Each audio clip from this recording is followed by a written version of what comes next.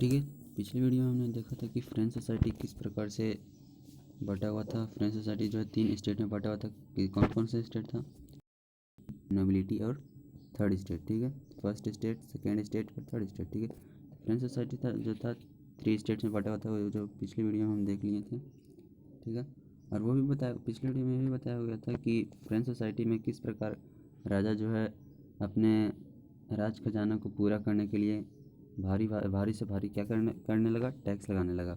ठीक है, तो उसमें हमने देखा था कि टैक्स जो है सिर्फ थर्ड स्टेट वाले लोगों को ही पे करना होता था। ठीक है, तो आज हम देखेंगे क्या, द स्ट्रगल टू सर्वाइव। ठीक है, द स्ट्रगल टू सर्वाइव में क्या देखते हैं कि क्या बताता है कि the population of France rose from about 23 million in 1715 to 28 million in 1789. This led to a rapid increase in the demand for food grains. Production of grains could not keep pace with the demand. ठीक है, तो क्या बोलता है कि इसमें कि France का जो जनसंख्या था, ठीक है, वो जो फ्रांस का जनसंख्या 1715 में कितना था, 23 मिलियन था। ठीक है, और जो कि 1789 में बढ़कर वही हो गया कितना, 28 मिलियन हो गया। ठीक है, जिसमें भी कि 5 मिलियन की बढ़ोतरी हुई। ठीक है, तो यहाँ पर तो जनसंख्या बहुत ज़्यादा तेज़ी से बढ़ने लगा। फिर बोलता है कि क्या कि जिस तरह से वहाँ का जनसंख्या बढ़ रहा था, जिस तरह से वहाँ का जनसंख्या बढ़ रहा था, उस तरह से वहाँ का जो अनाज को जो उपज हो रहा था उसके साथ उपज नहीं हो रहा था। मतलब कि जितना वहाँ का जो खाने का जो डिमांड होता था, पॉपुलेशन उतना वहाँ का इतना बढ़ गया था कि जो खाने का जो डिमांड था उतना पूरा नहीं हो पाता था, क्योंकि वैसे तो पॉपुलेशन वहाँ बहुत ज़्यादा बढ़ गया था। ठीक है, तो वहाँ अनाज भी उतना उपजाऊ थी, उतना पैदा नहीं हो पाती थी जितना कि वहाँ के पॉपुलेशन को अच्छा से मिल पाए। ठीक है, तो क्या बोलता है कि so the price of bread was the staple diet of the majority rapidly.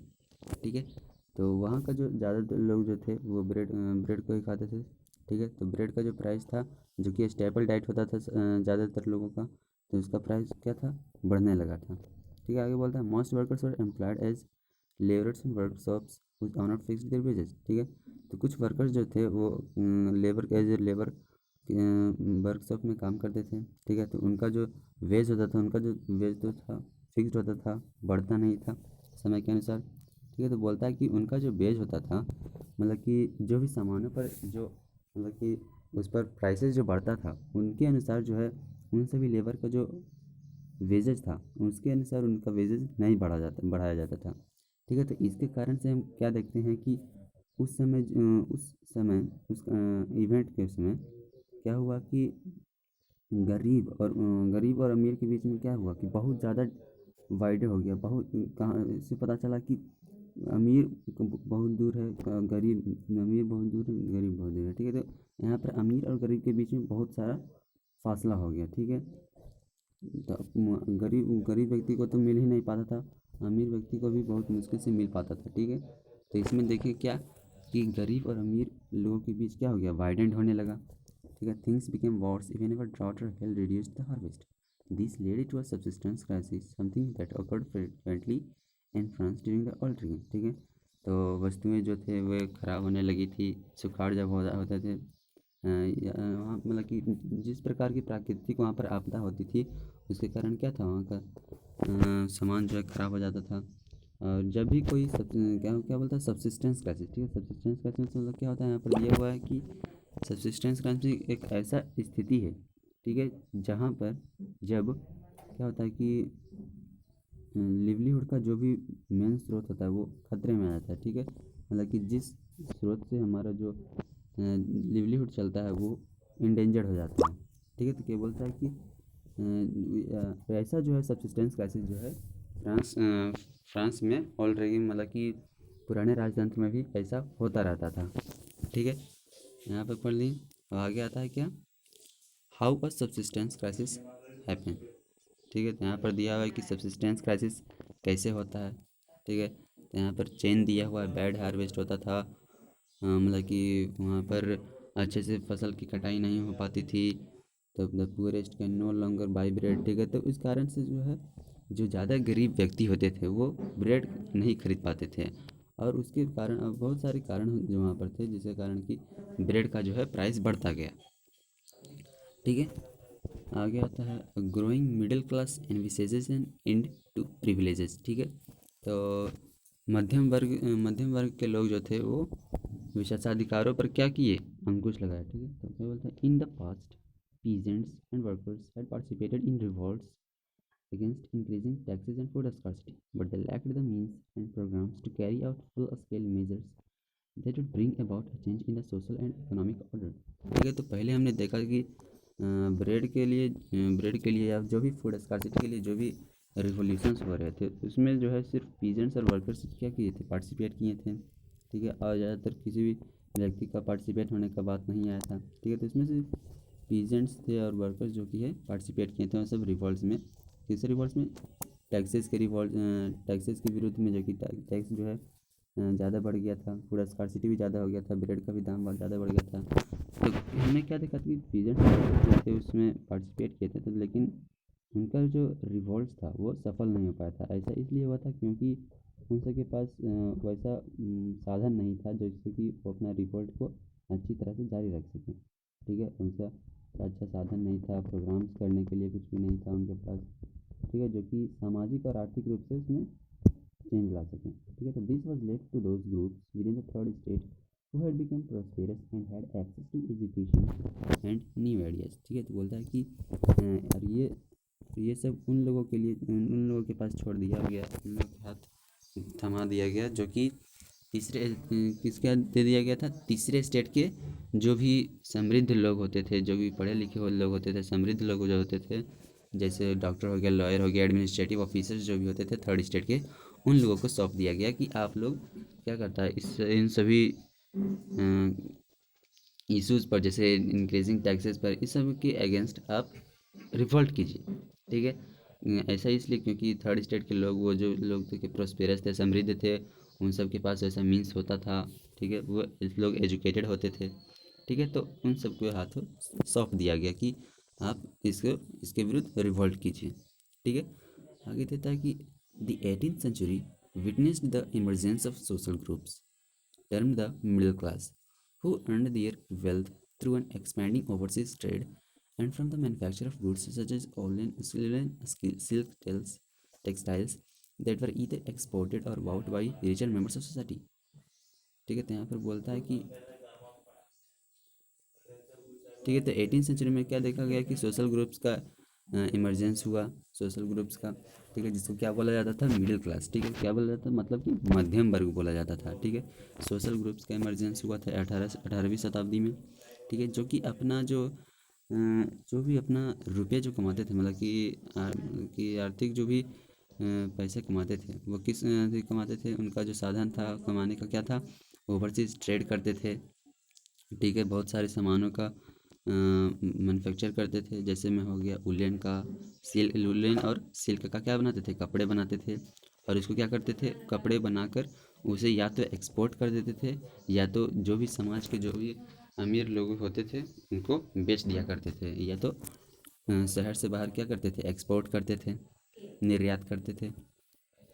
ठीक है, आगे क्या है कि in addition to merchants and manufacturers the third state included professions such as lawyers और एडमिनिस्ट्रेटिव ऑफिसर्स। ठीक है, तो थर्ड स्टेट में मर्चेंट्स भी होते थे, मैन्युफैक्चरर्स होते थे, साथ ही साथ थर्ड स्टेट में कौन कौन से लोग होते थे, कुछ पेशेवर लोग भी होते थे, जैसे हो गया लॉयर्स, हो गया वकील, हो गया, और एडमिनिस्ट्रेटिव ऑफिसर्स, जो कि अर्थात मतलब क्या हो गया इसका, प्रशासनिक जो भी ऑफिसर्स होते थे, जो कि प्रशासनिक काम करते थे। ठीक है, all of these were educated and believed that no group in society should be privileged by birth। ठीक है, तो जो भी थर्ड स्टेट के जो भी एजुकेटेड पीपल जो होते थे, जो भी प्रोस्पेरस पीपल जो होते थे, वो उनका ये सोचना था कि समाज के किसी भी लोगों को, ठीक है, समाज के किसी भी लोगों को कुछ विशेषाधिकार नहीं होना चाहिए था, जन्म से उन्हें विशेषाधिकार प्राप्त नहीं होना चाहिए। ठीक है, तो उन्होंने, और उन लोग यह भी कहते थे कि किसी भी व्यक्ति का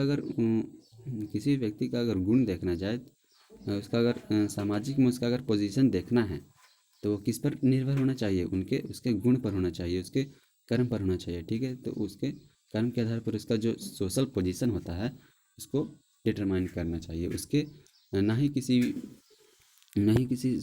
सोसाइटी के किसी भी लोगों का बर्थ से क्या होना चाहिए, उसे विशेषाधिकार नहीं प्राप्त होना चाहिए।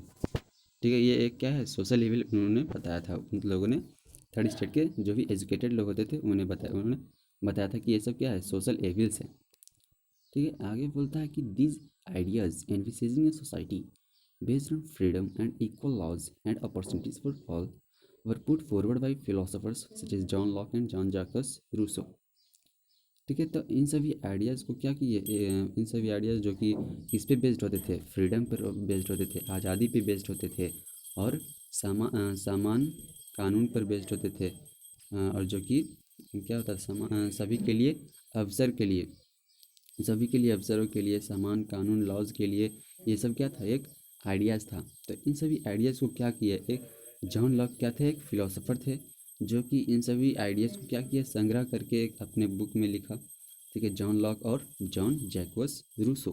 ठीक है, ये दोनों क्या थे, फिलोसोफर से थे, नामी फिलोसोफर थे फ्रांस के उस समय के। ठीक है, तो ये दोनों क्या किए, तो बताता है कि जॉन लॉक क्या थे, अपने एक बुक में क्या लिखे थे, in his two treatises of government. ठीक है, अपने बुक के नाम क्या था उनका, टू ट्रीटाइजेज ऑफ गवर्नमेंट।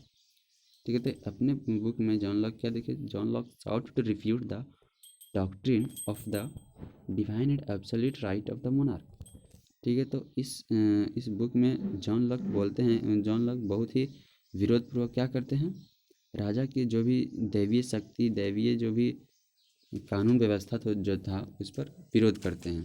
ठीक है, मोनार्क राजतंत्र का जो भी शासन का जो भी डिवाइन जो भी कॉन्स्टिट्यूशन का जो भी मतलब कि जिस तरह से शासन प्रणाली था उस पर विरोध करते हैं। ठीक है, आगे बोलते हैं कि Rousseau carried the idea forward proposing a form of government based on a social contract between people representatives. ठीक है, तो रूसो जो है अपना आइडिया आगे पेश करते हैं, उसमें क्या करते हैं, कहते हैं कि सरकार इस तरह से उन्होंने एक सरकार का बनाया कि सरकार मतलब कि किसी भी देश का सरकार मतलब कि गवर्नमेंट किस तरह से होना चाहिए, उसका गवर्नमेंट का फॉर्म कैसा होना चाहिए। ठीक है, तो उन्होंने क्या बताया कि गवर्नमेंट किस प्रकार होना चाहिए, कि सोशल कॉन्ट्रैक्ट होना चाहिए, सामाजिक कॉन्ट्रैक्ट होना चाहिए, किसके किसी बीच, पीपल के बीच और उसके रिप्रेजेंटेटिव्स के बीच, मतलब कि उनके द्वारा जो चुने गए हैं रिप्रेजेंटेटिव्स। ठीक है, तो उन दोनों के बीच क्या होना चाहिए, सोशल कॉन्ट्रैक्ट होना चाहिए। ठीक है, तो रूसो जो है अपने बुक में क्या लिखे थे, उनका नाम, बुक का नाम क्या था, the spirit of the laws. ठीक है, तो उन्होंने अपने नहीं, रूसो का बुक नहीं, ठीक है, सॉरी हो गया, क्या गलती, तो यहाँ पर हो गया कि in the spirit of the laws Montesquieu proposed a division of power within the government between the legislative, the executive and the judiciary. ठीक है, तो मोंटेस्क्यू भी थे एक ग्रेट फिलोसफर थे। ठीक है, तो उन्होंने भी एक अपना बुक लिखा था जिसका नाम क्या था, the spirit of the laws.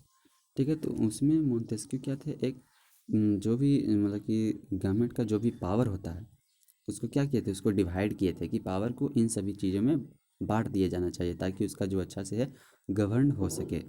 ठीक है, तो कौन कौन से उस गवर्नमेंट के जो पावर को था उसको किन किन चीज़ों में बांट दिया, लेजिस्लेटिव में बांट दिया, इसको क्या करते हैं, लेजिस्लेटिव में बांट दिया गया, एग्जीक्यूटिव में बांट दिया गया, और जुडिशियरी में बांट दिया गया। ठीक है, जुडिशियरी मतलब होता है न्यायपालिका, एग्जीक्यूटिव मतलब होता है कार्यपालिका। ठीक है, और लेजिस्लेटिव मतलब क्या होता है, विधायिका, जैसे कि हमारे देश में भी इस तरह का फॉर्म ऑफ गवर्नमेंट देखने को मिलता है। ठीक है, तो ये बोलता है कि this model of government was put into force in the USA after the 13 colonies declared their independence from Britain. ठीक है, तो क्या बोलता है कि जब पहले हमने पढ़ा था कि फ्रांस जो है यूएसए के 13 कॉलोनीज़ को हेल्प किया था किससे आज़ाद होने के लिए, ब्रिटेन से आज़ाद होने के लिए। ठीक है, तो यूएसए के जब 13 कॉलोनीज़, ठीक है, ब्रिटेन से जब आज़ाद हो गया तो वो भी जब आज़ाद हो गया, डेमोक्रेटिक हो गया, तो वहाँ भी इसी प्रकार का क्या हुआ, गवर्नमेंट लगाया गया। ठीक है, वहाँ भी इसी मॉडल का गवर्नमेंट अपनाया गया था। ठीक है, तो क्या बोलता है कि the American constitution and it's guarantee of individual rights was an important example for political thinkers in France. ठीक है, तो अमेरिका का जो इस तरह का, अमेरिकन का जो इस तरह का कॉन्स्टिट्यूशन अपनाया गया था जो कि इंडिविजुअल राइट्स का जो गारंटी इस तरह का अपनाया गया था, वो जो था फ्रांस के क्या था कि राजनीतिक जो भी थिंकर्स होते थे उनके लिए बहुत ही बड़ा सोचने वाली बात हो गई थी। ठीक है, उन पर विचार करने लगे कि ऐसा इसमें क्या फ़ायदा है, उसके बाद मतलब कि उस सभी आइडियाज़ पर क्या हो गया कि पॉलिटिकल थिंकर्स जो भी होते थे फ्रांस के, इन सभी बातों पर विचार करने लगे कि ऐसा इसमें क्या होना, कि इन सभी आइडियाज़ में क्या है, ताकि एक कंट्री को डेमोक्रेटिक अच्छे से गवर्नमेंट को क्या कर सके, चला सके। ठीक है, आगे देता है कि the ideas of this philosophers were discussed intensively in salons and coffee houses and spread among people through books and newspapers. ठीक है, तो बोलता है कि इन सभी जो फिलोसफर्स थे, दार्शनिक जो थे, जैसे कि मोंटेस्क्यू हो गया, जॉन लॉक हो गया, और कौन हो गया, जॉन जैकबस रूसो। ठीक है, तो इन सभी के जो भी आइडियाज़ जो भी इन्होंने पेश किया था, तो इन सभी के जो भी आइडियाज़ गवर्नमेंट के बारे में थे, गवर्नमेंट से रिलेटेड थे, वो उन सभी के बारे में चर्चा होने लगी। जैसे कहाँ कहाँ चर्चा होने लगी, सैलून्स में, कॉफ़ी हाउसेज में, इन सभी जगहों में क्या होने लगी, चर्चा होने लगी। और जहाँ भी लोग इकट्ठे होते थे, बातचीत करते थे, तो उन सभी जगहों पर क्या होने लगी, इन सभी बातों पर लेकर चर्चा होने लगती थी। ठीक है, न्यूज़पेपर में भी होता था, बुक्स में भी इस सब के बारे में पूरा चर्चा दिया जाता था। ठीक है, तो जब न्यूज़पेपर और बुक में दिया हुआ रहता था, तो जहाँ भी लोग इकट्ठे होते थे, ठीक है, तो यहाँ बता रहा है कि वहाँ पर जो भी व्यक्ति पढ़ते थे और वहाँ पर जो भी और अन्य लोग बैठे हुए होते थे, ठीक है, तो वहाँ पर ज़ोर ज़ोर से पढ़ा जाता था ताकि सभी लोग उसे सुन सके, और जो भी नहीं लिखना या पढ़ना जानते हैं वो भी सुन सके और समझ सके। ठीक है, the news that Louis 16 planned to impose further taxes to be able to meet the expenses of the state and generated anger and protest against the system of privileges।